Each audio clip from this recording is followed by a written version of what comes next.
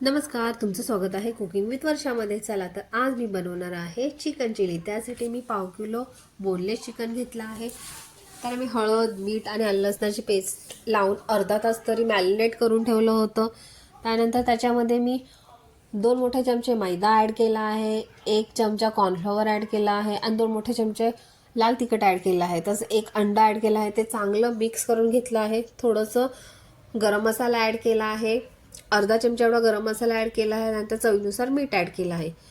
दुसरीकडे मी एक कढई घेतली आहे, त्याच्यामध्ये तेल चांगलं गरम करून ठेवलं आहे. त्यानंतर हे चिकनचे पीस एक अर्धा पाऊण तास तर मॅरिनेट करून ठेवले होते. त्यानंतर हे तळून घ्यायचे आहेत. 5 ते 7 मिनिटात हे चिकनचे पीस तळून होतात. ते साईडला काढून ठेवायचे आहेत. नंतर एक दुसऱ्या कढईमध्ये 1 छोटा चमचा मी तेल ॲड केला आहे.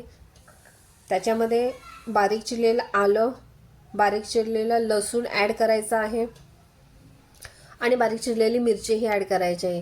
त्याची फोडणी केल्यानंतर त्याच्यामध्ये कांदा आणि शिमला मिरच्या असे मोठे जरा तुकडे करून ॲड करायचे आहेत. ते आपल्याला जास्त शिजवायचे नाही, 2 मिनटं फक्त परतायचे आहेत.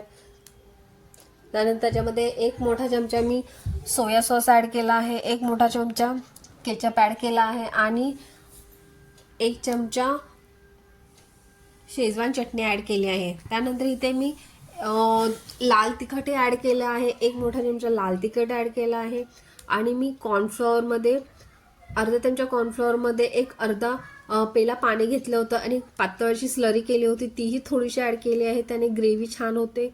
नंतर हे चिकन फ्राय केलं त्यात ॲड केलेलं आहे. झालं आपलं चिकन चिली तयार. आवडलं तर लाईक करा.